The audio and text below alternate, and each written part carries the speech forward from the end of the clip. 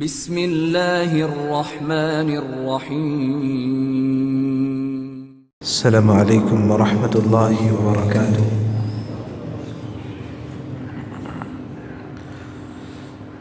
इन्नल हम्दुलिल्लाह नहमदुहु व नस्तईनुहु व नस्तगफिरुह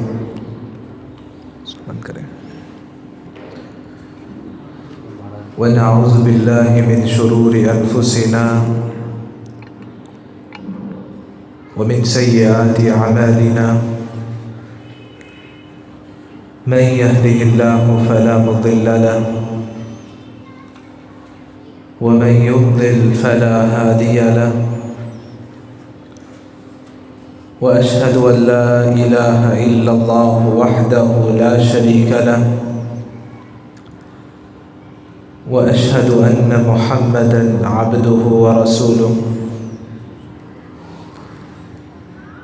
या अय्युहल्लज़ीना आमनुत्तक़ुल्लाहा हक़्क़ तुक़ातिह व ला तमूतुन्न इल्ला व अंतुम मुस्लिमून।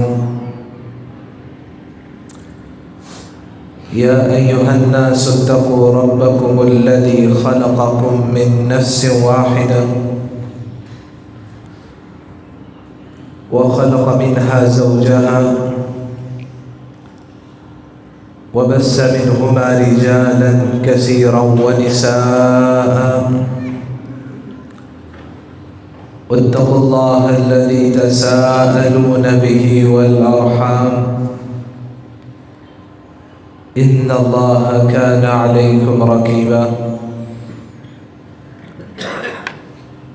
या अय्युहल्लज़ीना आमनुत्तक़ुल्लाहा व क़ूलू क़ौलन सदीदा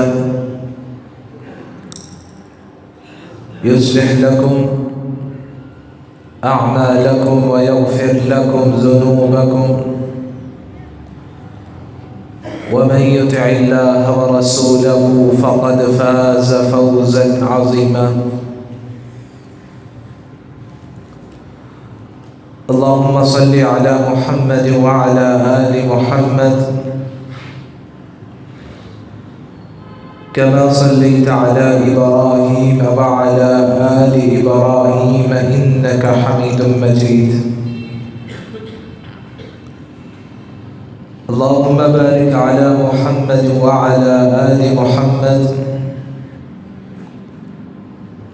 कमा बारकता अला इब्राहीम व अला आलि इब्राहीम इन्नका हमीदुम मजीद।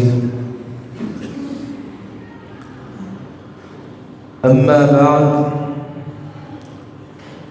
फ़इन्न ख़ैरल हदीस किताबुल्लाह व ख़ैरल हदी हदी मुहम्मदिन सल्लल्लाहु अलैहि वसल्लम व शर्रल उमूरि मुहदसातुहा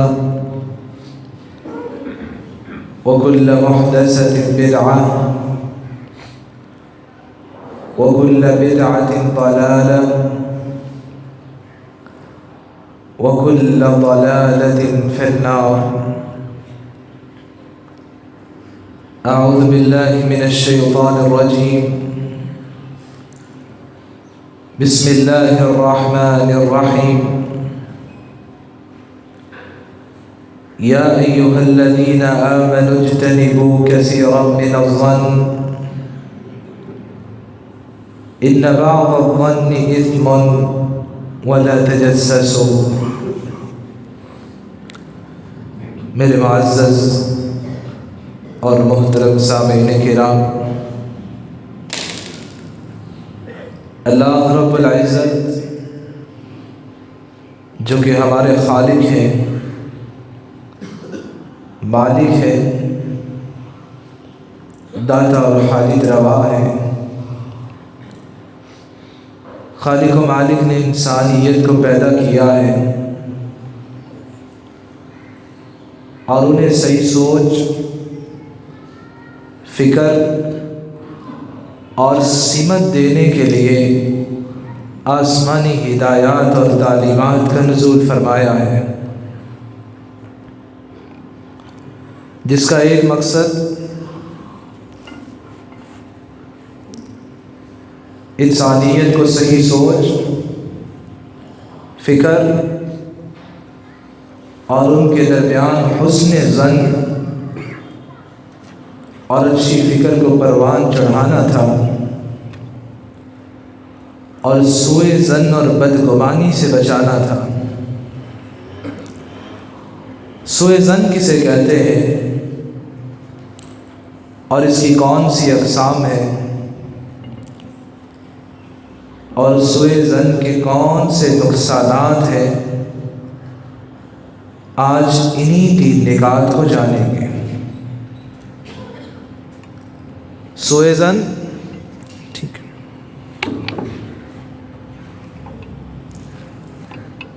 الارتیاب والشک عن عدم الثقة بما هو اہل، کسی انسان کے بارے میں شک اور عدم یقین رکھنا، اس کو سوء ظن کہا جاتا ہے۔ گویا سوء ظن اسے کہتے ہیں ایسی سوچ اور فکر اور بات جس کی انسان کے پاس دلیل نہ ہو، اسے بدگمانی کہتے ہیں۔ ابن قیم رحمۃ اللہ علیہ فرماتے ہیں سوء الظن هو امتلاء القلب بالظنون السيئة بالناس حتى يطفح على اللسان والجوارح، کہ وہ بدگمانیاں جس سے انسان کا دل بھر جائے اور اس کے اثرات انسان کی زبان اور باقی اعضاء پہ ظاہر ہونے لگ جائیں، کیونکہ یہی بدگمانی ہے جو بعد میں گالی گلوچ کا سبب بنتی ہے۔ یہی وہ بری سوچ اور بری فکر ہے کہ بعد میں انسان ہاتھا پائی تک پہنچ جاتا ہے، لڑائی جھگڑا ہو جاتا ہے، اور اس کی ابتدا سوء ظن بدگمانی سے ہوتی ہے۔ امام جرجانی رحمۃ اللہ علیہ فرماتے ہیں ترجیح جانب الخیر علی جانب الشر، کہ انسان اپنی بری سوچ کو اچھی سوچ پہ غالب کر دے، اس کو سوء ظن کہا جاتا ہے۔ سوء ظن کی کون سی قسمیں ہیں؟ سب سے پہلی قسم، انسان اپنے خالق کے بارے میں بدگمان ہو جائے، سوء ظن رکھنے لگ جائے۔ آج معاشرے کے اندر کون سی ایسی بدگمانیاں ہیں جو اللہ رب العزت کے بارے میں رکھی جاتی ہیں؟ سب سے پہلے کہ اللہ رب العزت میری دعا تو قبول ہی نہیں کرتے، میں نے بارہا دعا مانگی، اللہ نے میری دعا قبول نہیں کی۔ پھر انسان کیا کرتا ہے؟ دعا کرنا ہی چھوڑ دیتا ہے۔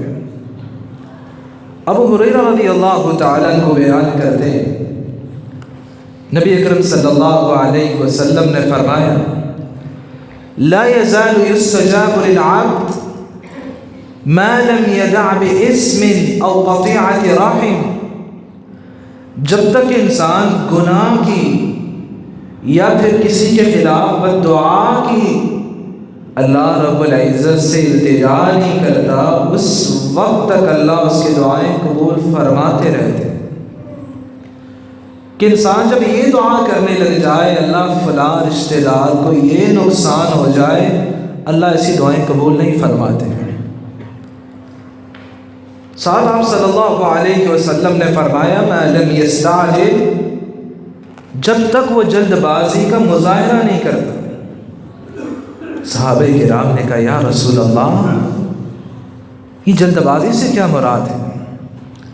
آپ صلی اللہ علیہ وسلم نے فرمایا یقول قد دعوت فلم يستجب لي فيستحسن عند ذلك الدعاء فيستحسن عند ذلك ويدعو الدعاء، جلد بازی سے مراد یہ ہے انسان نے دعا مانگی ہو، پھر دیکھے کہ اللہ رب العزت نے ابھی تک قبول نہیں کی تو وہ مایوس ہو جاتا ہے اور دعا کرنا چھوڑ دیتا ہے۔ انسان کو اپنے خالق کے ساتھ تعلق قائم رکھنا ہی چاہیے اور ہر وقت اللہ رب العزت سے دعائیں کرتے رہنا چاہیے۔ قرآن مجید میں اللہ رب العزت فرماتے ہیں وَإِذَا سَأَلَكَ عِبَادِي عَنِّي فَإِنِّي قَرِيبٌ أُجِيبُ دَعْوَةَ الدَّاعِ إِذَا دَعَانِ فَلْيَسْتَجِيبُوا لِي وَلْيُؤْمِنُوا بِي لَعَلَّهُمْ يَرْشُدُونَ۔ بندے سوال کرتے ہیں میرے بارے میں، میرے بندوں کو بتا دو کہ میں ان کے قریبی ہوں۔ جب بھی کوئی دعا کرنے والا ہاتھ اٹھاتا ہے اللہ رب العزت کہتے ہیں میں اس کی دعا کو قبول فرماتا ہوں۔ اور آپ صلی اللہ علیہ وسلم نے پھر اس کی صورتیں بھی بیان کی۔ ابو سعید خدری رضی اللہ تعالیٰ عنہ بیان کرتے ہیں ما من مسلم يدعو الله بدعوة ليس فيها اسم ولا قطيعة رحم۔ جب بھی کوئی مسلمان اللہ رب العزت سے دعا مانگتا ہے وہ گناہ کی دعا نہ مانگے یا رشتہ داری کو توڑنے کی، قطع تعلقی کی دعا نہ مانگے، اللہ اس وقت تک دعا قبول فرماتے الا اعطاه الله بها احدى ثلاث۔ جب بھی کوئی دعا مانگتا ہے اللہ 3 صورتوں میں سے ایک صورت تو ضرور عطا کر دیتے۔ اما ان تعجل له دعوته، جو مانگا ہے اللہ رب العزت فوری عطا کر دیتے۔ واما ان يدخر له يوم القيامة، یا اللہ رب العزت اس کی دعا کو آخرت کے لیے ذخیرہ کر لیتے ہیں۔ قیامت کا دن ہوگا، انسان اللہ رب العزت کے دربار میں آئے گا، پھر دیکھے گا کہ بہت سی ایسی نیکیاں ہیں جو اس کے نامہ اعمال میں داخل کی جا رہی ہیں۔ انسان کہے گا اللہ یہ دعائیں تو میں نے کی نہیں تھی، یہ نیکیاں تو میں نے کی نہیں، آج نیکیاں کیسے میرے نامہ اعمال میں داخل ہو گئیں؟ پھر اللہ رب العزت فرمائیں گے یہ وہ تمہاری دعائیں تھیں میں نے دنیا میں قبول نہیں کی کہ آج تمہارے لیے وہ اللہ نے نیکیاں بنا دی ہیں۔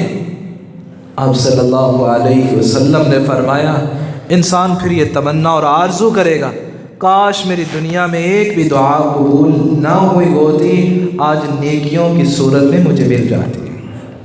تیسری صورت آپ صلی اللہ علیہ وسلم نے فرمایا وَإِمَّا أَن يَصْرِفَ عَنْهُ مِنَ السُّوءِ مِثْلِهَا، کوئی ایسی پریشانی مصیبت انسان کی زندگی میں آنے والی ہوتی ہے، اللہ رب العزت اس دعا کی وجہ سے اس پریشانی کو دور کر دیتے ہیں۔ اور ایک بات یاد رکھیے گا اللہ رب العزت کی ذات علام الغیوب ہے، وہ مختار کل ہے، وہ انسان کو انسان سے زیادہ جانتے ہیں اور اس سے زیادہ بھلا چاہنے والے ہیں۔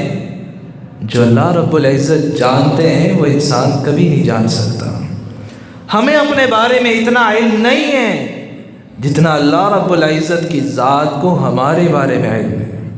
وہ اللہ زیادہ بہتر جانتے ہیں کہ انسان کو کب کیا اور کیا کچھ عطا کرنا ہے۔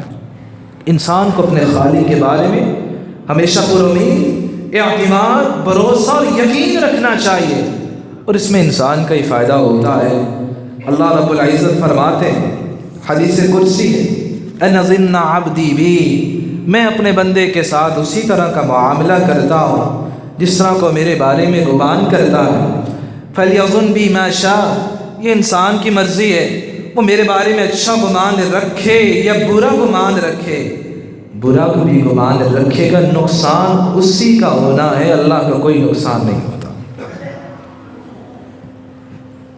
دوسری بدگمانی جو اللہ رب العزت کے بارے میں رکھی جاتی ہے کہ اللہ رب العزت نے مجھے نعمتوں سے نہیں نوازا، میں روزے بھی رکھتا ہوں، نماز کا بھی پابند ہوں، خیر و نیکی کے کام میں حصہ بھی لیتا ہوں، پریشانیاں پھر بھی جان نہیں چھوڑ رہی، مال و دولت پھر بھی ہاتھ میں نہیں آ رہی، اللہ کی نعمت کی فراوانی گھر میں پھر بھی نہیں ہو رہی۔ یہ بدگمانی اللہ رب العزت کے بارے میں رکھی جاتی ہے۔ عبید اللہ بن محصن الختمی رضی اللہ تعالیٰ عنہ بیان کرتے ہیں، آپ صلی اللہ علیہ وسلم نے فرمایا، من اصبح منکم آمنا فی جسد فی سر معافا فی جسد عندہ قوت یوم فکأنما حیزت لہ الدنیا، جو اس حالت میں صبح کرے اللہ نے اسے 3 نعمتیں عطا کی ہو، اس کا گھر ایسی جگہ ہو جہاں امن ہے، کوئی پریشانی کی بات نہیں ہے، دشمن کا ڈر نہیں ہے، اور اللہ رب العزت نے اسے بیماریوں سے بچا کے رکھا ہوا ہے، اور اس دن کا کھانا اس کے گھر کے اندر موجود ہے۔ یاد رکھنا اللہ نے ساری دنیا سمیٹ کے اس شخص کے گھر میں جمع کر دی ہے۔ آج ہم میں سے کون شخص ہے جس کا گھر امن میں نہ ہو، جس کو اللہ رب العزت نے بیماریوں سے بچا کے نہ رکھا ہو؟ اللہ رب العزت کی نعمت صرف یہ بینک بیلنس اور پیسہ ہی نہیں ہے، یہ صحت کا مل جانا بھی اللہ کی نعمت ہے، مجھے دشمن سے بچا کے رکھا ہے یہ بھی اللہ کی نعمت ہے، اللہ رب العزت نے مجھے ایک دن کا کھانا دیا ہے، یہ بھی تو اللہ رب العزت کی نعمت اور عطا ہی ہے جسے میں استعمال کر رہا ہوں۔ اور اللہ رب العزت نے کتنی ہی انتھک اور بہت زیادہ انسان کو نعمتیں دی ہیں، اگر ان کی کاؤنٹنگ شروع کر دے تو کبھی احاطہ شمار میں لا ہی نہیں سکتا۔ آپ صلی اللہ علیہ وسلم نے تو یہاں تک کہہ دیا، لو انکم توکلتم علی اللہ حق توکلہ لرزقکم کما یرزق الطیر، لوگوں اگر تم اللہ پر اسی طرح بھروسہ کرنے لگو جس طرح یہ پرندے بھروسہ کرتے ہیں، ان کے گھونسلے کے اندر کل کا کھانا نہیں ہوتا، وہ روزانہ خالی پیٹ نکلتے ہیں، جب شام کو لوٹتے ہیں اللہ ان کو بھی کھانا دے کے واپس گھونسلوں میں روانہ کرتے ہیں۔ اور انسان ہے کہ ایک سال کا راشن جمع کرتا ہے پھر بھی کہتا ہے پتہ نہیں اللہ کیوں نہیں عطا کرتے۔ آپ صلی اللہ علیہ وسلم کا بھی تو گھرانہ تھا، ہم بھی حب رسول کا دعویٰ کرنے والے ہیں۔ آپ صلی اللہ علیہ وسلم کا گھر ازواج مطہرات ہیں، اور عائشہ رضی اللہ تعالیٰ عنہ بیان کرتی ہے 6 ماہ گزر جاتے گھر میں چولہا نہیں جلتا تھا۔ عبداللہ بن زبیر کہنے لگے خالہ پھر کیا کرتے ہیں؟ کہا پھر کھجور اور پانی پہ گزارا ہوتا تھا۔ یہ حجرہ نبی ہے جہاں ازواج مطہرات ہیں، یہاں امام الانبیاء رہتے ہیں، وہاں گھر کا یہ حالت ہے۔ پھر مسلمان یہ سمجھے کہ میں نیکی کے کام تو کرتا ہوں، نعمتیں کیوں نہیں ملتی؟ یہی اللہ رب العزت کی طرف سے آزمائش ہوتی ہے۔ اللہ آزمانا چاہتے ہیں کہ میرا بندہ میرے ساتھ کتنی دیر تک وابستہ رہتا ہے۔ قرآن مجید میں اللہ رب العزت فرماتے ہیں احسب الناس ان يتركوا ان يقولوا آمنا وهم لا يفتنون۔ لوگ سمجھتے ہیں کہ ہم ایمان لے آئے، زبان سے ایمان کا اقرار کر لیا ہے، اب کوئی پریشانی کی بات نہیں، ہم انہیں آزمائیں گے نہیں، اللہ ضرور آزماتے ہیں۔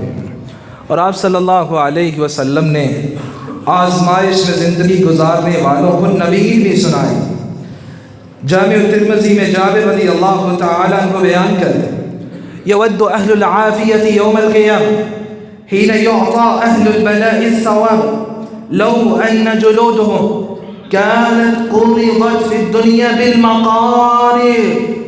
قیامت کا دن ہوگا جنہوں نے مصیبتیں آزمائشی میں زندگی گزاری ہوگی، جب دیکھیں گے وہ اہل العافیہ جن کو پریشانیاں نہیں آئیں، دیکھیں گے کہ آزمائش والوں کو اللہ کتنی زیادہ نعمتیں اور جنت کے باغات دے رہے ہیں، وہ بھی خواہش کریں گے کاش دنیا میں ہماری چمڑیوں کو کینچیوں سے ادھیڑ دیا جاتا، آج ہمیں بھی جنت میں اعلیٰ مقام مل جاتا۔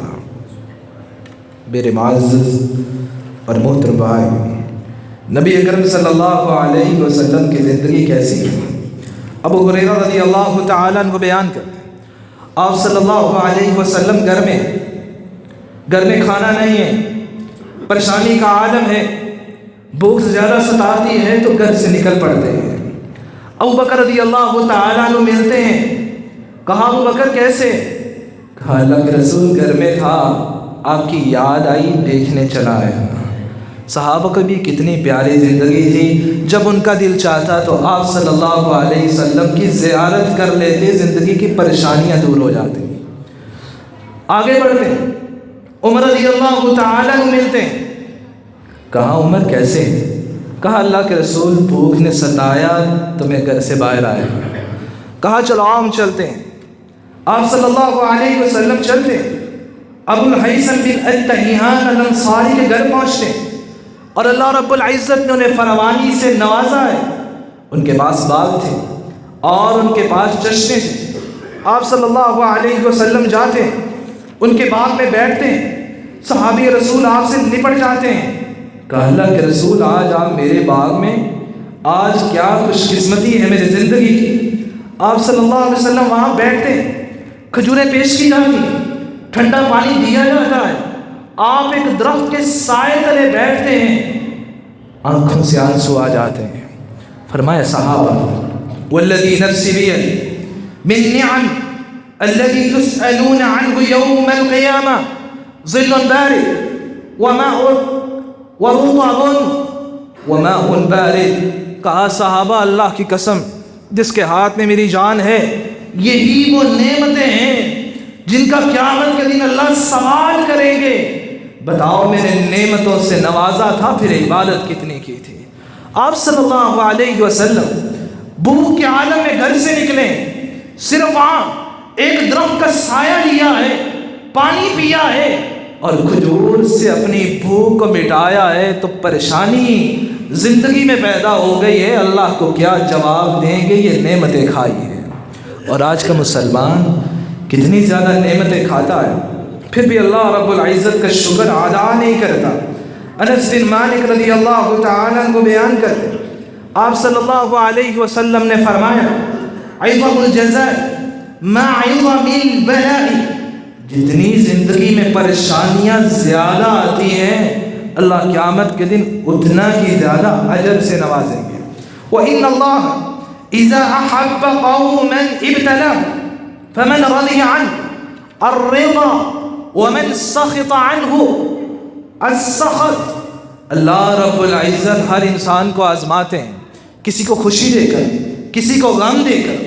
جو انسان اللہ کی دی ہوئی آزمائش سے پھر راضی ہو جاتا ہے، اللہ پریشانیاں آ گئی ہیں تو کوئی بات نہیں، میں پھر بھی نماز کا پابند ہی رہوں گا، میں پھر بھی خیر کو اپناتا ہی رہوں گا، میں پھر بھی نیکی کے کام میں حصہ لیتا ہی رہوں گا۔ یہی وہ انسان ہے جس سے اللہ رب العزت پھر راضی ہو جاتے ہیں، اور جو اللہ رب العزت کی دی ہوئی آزمائش کو دیکھ کر منہ چرا لیتا ہے، نیکی سے بھاگ جاتا ہے، اسے پھر اللہ رب العزت کا غضب اور اللہ کی نافرمانی کا سامنا کرنا پڑتا ہے۔ میرے معزز اور عزیز بھائی، اللہ رب العزت کی اگر نعمتوں کا معائنہ کرنا چاہتے ہیں، ذرا سوچئے دور نبوی کے اندر آپ صلی اللہ علیہ وسلم کی حیات طیبہ میں اس وقت اگر کوئی سپر پاور اقوام ہے، وہ کیسر کسرا ہے، وہ کیسر بھی تھا جس کے لیے ایک نشیزہ کھڑی ہوتی اور ایک مور کا پل جلا کرتی تھی کہ اس کو ہوا مل جائے۔ آج کا غریب بھی ہے، گھر کے اندر بٹن دباتا ہے تو فین چل جاتا ہے، وہ پرسکون سے ہوائیں لیتا ہے۔ وہ کسرا بھی تھا، ایران کا بادشاہ ہے، اس کے لیے لکڑیاں جلا کے پانی گرم کیا جاتا کہ اس نے نہانا ہے۔ آج کا غریب بھی ہے، گیزر کو آن کرتا ہے اور جا کے ٹوٹی چلاتا ہے تو اسے گرم پانی مل جاتا ہے۔ ہم کہہ سکتے ہیں اس دور کا بھی اگر امیر آ جائے، آج کا غریب اس سے زیادہ ہی امیر ہے۔ اللہ رب العزت کی دی ہوئی نعمتیں تو بہت زیادہ ہیں، اللہ کا شکر بہت کم ہو گیا ہے۔ اللہ رب العزت ہمیں اپنی نعمتوں پر شکر ادا کرنے کی توفیق عطا فرمائے۔ ابن الجوزی رحمۃ اللہ علیہ فرمایا کرتے ہیں الدنیا وضعت للبلاء فينبغي للعاقل ان يوطن نفسه على الصبر. دنیا یہ گھر نہیں ہے، یہ ہمیشہ رہنے والی جگہ نہیں ہے. انسان کو چاہیے اپنے نفس کو صبر کرنے کی تلقین کرتا رہے. دنیا بنائی ہی آزمائش کے لیے، یہاں آزمائش کے بغیر کسی نے نہیں جانا. اگر امیر ہے، اس کے پاس بینک بیلنس کی کمی نہیں ہے تو زندگی میں اور بڑی پریشانی ہے. ہر ایک کی زندگی میں اللہ نے پریشانی رکھی ہے، اسی لیے کہ یہ آزمائش گاہ ہے، اس سے آزمائش مل کے رہنی ہے. اللہ رب العزت ہمیں آزمائشوں پہ پورا اترنے کی توفیق عطا فرمائے. تیسرا سوء ظن جو اللہ رب العزت کے بارے میں رکھا جاتا ہے، میرے مستقبل کا کیا بنے گا، میرے بچوں اور فیوچر کا کیا بنے گا، میں تو دنیا سے جا رہا ہوں، اولاد کا کیا بنے گا. اللہ رب العزت نے اگر اولاد دی ہے تو پھر اللہ ہی اس کا خیال رکھنے والے ہیں، تمہیں پریشان ہونے کی ضرورت نہیں. عیسیٰ علیہ الصلوۃ والسلام ایک بات کہا کرتے تھے، لوگوں جو انسان کل کے رزق کی فکر میں لگ جاتا ہے وہ گناہ کرتا ہے، کیونکہ اس سے اللہ رب العزت کی ذات پہ اعتماد اور یقین ہی نہیں ہے کہ اللہ رب العزت نے اپنے ہاتھ میں رزق رکھا ہوا ہے. وما من دابة في الأرض الا علی اللہ رزقها. روئے زمین پہ بسنے والی کوئی بھی زیرو چیز ہے، کوئی بھی جاندار چیز ہے، رزق اللہ نے اپنے اختیار میں رکھا ہے. تمہیں اپنی آخرت کی فکر کرنی چاہیے، کیونکہ اللہ رب العزت نے جنت کی گارنٹی نہیں دی، وہ تم نے اپنے اعمال کے ذریعے حاصل کرنی ہے. میرے معزز اور عزیز بھائی، جب انسان اللہ رب العزت کا ہو جاتا ہے، اللہ رب العزت اس کے مستقبل اور فیوچر کی پھر حفاظت فرماتے ہیں. انسان کو چاہیے کہ اللہ کے ساتھ جڑ جائے. اور اللہ رب العزت نے پھر قرآن مجید میں ایک واقعہ بیان کیا. وہ خضر علیہ السلام اور موسیٰ علیہ السلام کشتی پہ سفر کرتے، ایک بستی پہ پہنچتے ہیں، جا کے دیکھا کہ دیوار گری ہے، اٹھا دیتے ہیں. پھر قرآن مجید کیا کہتا ہے؟ وَأَمَّا الْغُلَامُ فَكَانَ أَبَوَاهُ مُؤْمِنَيْنِ فَخَشِينَا أَن يُرْهِقَهُمَا طُغْيَانًا وَكُفْرًا. وَأَمَّا الْجِدَارُ فَكَانَ لِغُلَامَيْنِ يَتِيمَيْنِ فِي الْمَدِينَةِ وَكَانَ تَحْتَهُ كَنْزٌ لَهُمَا وَكَانَ أَبُوهُمَا صَالِحًا. خضر علیہ السلام پھر بیان کرتے ہیں، کہا اس دیوار کو جو کھڑا کیا ہے اس کی وجہ یہ ہے کہ دو بچوں کا یہاں خزانہ مستقبل فیوچر دفن ہے. اور اللہ رب العزت نے کیوں دو نبیوں کو مزدوری پہ لگا دیا ہے؟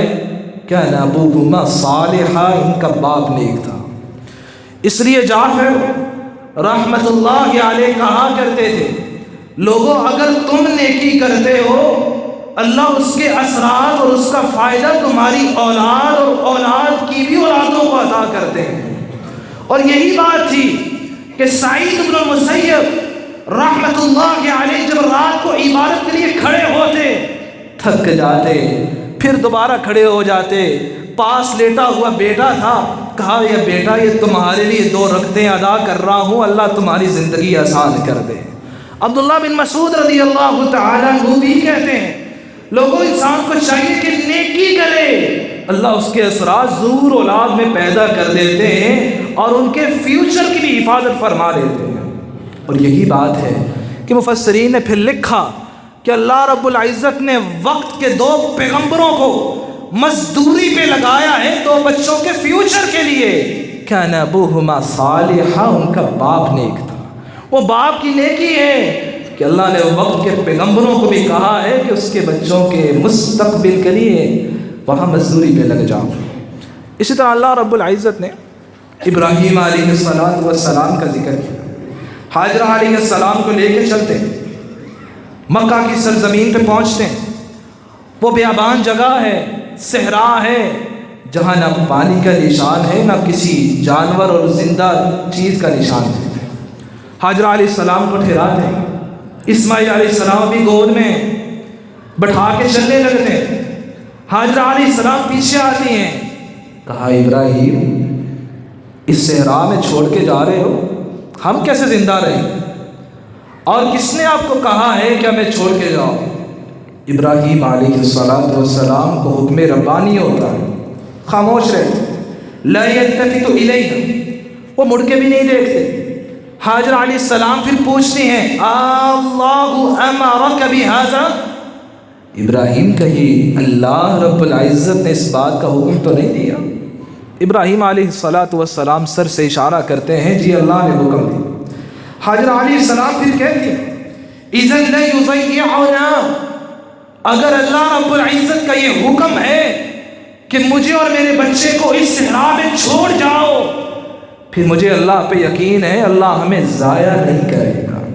کاش مسلمان کی زندگی میں لفظ آ جائیں، جیسی بھی پریشانیاں، جیسی بھی ڈپریشن میں چلا جائے، اسے یہ امید رہے کہ اللہ مجھے کبھی نا امید نہیں کریں گے، اللہ مجھے ضائع نہیں کریں گے، میں اللہ کا ہی بندہ ہوں، یہ پریشانیاں ہیں وقتی ہیں، اللہ ضرور آسانیاں پیدا کریں گے۔ وہی حاجرہ علیہ السلام ہیں، اللہ رب العزت کے حکم پہ خاموش ہو جاتی ہیں۔ آج وہی سرزمین ہے کہ ہر مسلمان چاہتا ہے میں زندگی وہیں لگا کے آ جاؤں، وہی مکہ کی سرزمین ہے، وہی صحرا تھا، آج اللہ رب العزت نے وہاں بیت اللہ پھر بنوایا کہ ہر مسلمان کی کوشش ہے کہ میری زندگی گزرے تو وہی مکہ میں گزر جائے۔ میرے معزز اور عزیز بھائیو، ابراہیم علیہ السلام پھر چلتے چلتے ہوئے ایک پہاڑ کی اوٹ میں ہوتے، ہاتھوں کو اٹھا لیتے ہیں، کہتے ہیں ربی انی اسکنت من ذریتی بواد غیر ذی زرع عند بیتک المحرم ربنا لیقیم الصلاۃ۔ یہ ہے نبی کی دعا، یہ ہے باپ کی دعا، یہ ہے اس شخص کی دعا جس کا اللہ رب العزت پہ اعتماد اور بھروسہ ہے۔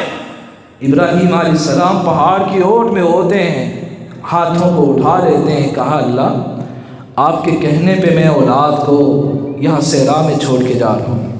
یہ نہیں کہا اللہ ان کو بھگا دے، یہاں چشمے پھوٹ پڑیں، ان کے مستقبل کی حفاظت فرما۔ کہا ربی ربنا لیقیم الصلاۃ، اللہ ان کو نماز کا پابند بنا دینا۔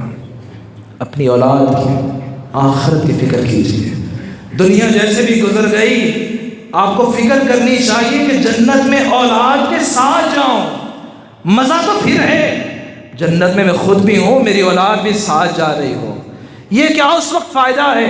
باپ تو جنت میں جا رہا ہے اور اولاد جہنم کی طرف جا رہی ہے، اللہ ہمیں اس سے محفوظ فرمائے۔ میرے معزز اور عزیز بھائی، ام موسیٰ علیہ السلام بھی تھی کہ اللہ رب العزت نے حکم دیا فَإِذَا خِفْتِ عَلَيْهِ فَأَلْقِيهِ فِي الْيَمِّ وَلَا تَخَافِي وَلَا تَحْزَنِي۔ ام موسیٰ بچے کو دودھ پلاؤ، جب پی لے تو اس کو سمندر کے حوالے کر دو۔ عورت نازک مزاج ہوتی ہے، وہ صنف نازک ہے، لیکن جب اللہ رب العزت کے آرڈر پہ انہوں نے اپنے بچے کو سمندر کے حوالے کر دیا، اللہ نے وقت کا پھر ان کو نبی بنا دیا۔ آج مجھے بھی اور آپ کو بھی اللہ رب العزت کی ذات پہ بھروسہ، یقین اور اعتماد رکھنے کی ضرورت ہے کہ میں اپنے آپ کو بھی، اپنی اولاد کو بھی دین کی طرف گامزن کروں، ان کو تلقین کروں۔ اگر دنیا کے اندر کامرانی چاہیے تو بیٹا نماز کے پابند بن جانا، پھر قرآن مجید کی تلاوت کو زندگی کا دستور بنا لینا۔ یہ کیا نیکی ہے؟ یہ کون سی خیر کا کام ہے؟ باپ تو رات کو اٹھتا ہے، لاٹھی سنبھالتے ہوئے مسجد کی طرف چلا جائے، پاس بیٹھا لیٹا ہوا بیٹا ہے، اتنی بھی ہمت نہ ہو کہ میں بیٹے کو اٹھا کے مسجد میں ساتھ لے آؤں۔ ایسی خیر نیکی اللہ کو نہیں چاہیے۔ قیامت کا دن ہوگا، یہی بات ہوگا، جنت میں جا رہا ہوگا، اولاد آئے گی اور کھینچتے ہوئے لے کے جائے گی، اللہ یہ جنت میں کیسے جا سکتا ہے؟ ہمیں تو کبھی قرآن کی تعلیم نہیں دی تھی، ہمیں تو کبھی نماز کا پابند نہیں بنایا تھا، ہمیں تو کبھی بتایا نہیں تھا کہ اللہ کا حکم ہمارے لیے کیا ہے، نبی اکرم صلی اللہ علیہ وسلم کی محبت کا معنی کیا ہے۔ میں تو سال میں ایک دن منا لیتا تھا محبت رسول کے نام پہ، پھر باقی دن بھول جاتا تھا۔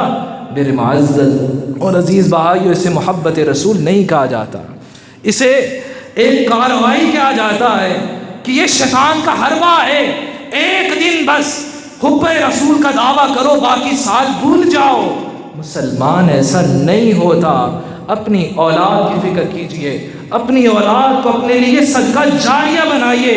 ایسا ہونا چاہیے میں دنیا سے چلا جاؤں، منو مٹی تلے دفن ہو جاؤں، میری اولاد آ کے ہاتھ اٹھا لے، اللہ میرے والد کو معاف فرما دے۔ یہ خوبصورت اولاد ہے، یہ وہ صدقہ جاریہ بننے والی اولاد ہے، اور یہ تبھی اولاد بنتی ہے جب انسان نے اپنی زندگی ان کے لیے کھپا دی ہو، ان کو آخرت کی فکر میں لگا دیا ہو، ان کے دل کے اندر اپنا خوف نہیں، ان کے خالق کا خوف داخل کیا ہو۔ بیٹا یہ اللہ کی نافرمانی ہے، اللہ کا عذاب بھی آ سکتا ہے۔ وہ باپ سے ڈرتے ہوئے نماز نہ پڑھے بلکہ اللہ کا خوف دل میں پیدا کرے۔ اللہ ہم سب کو اپنی اولاد کی ایسی تربیت کرنے کی توفیق عطا فرمائے۔ وآخر دعوانا ان الحمد للہ رب العالمین۔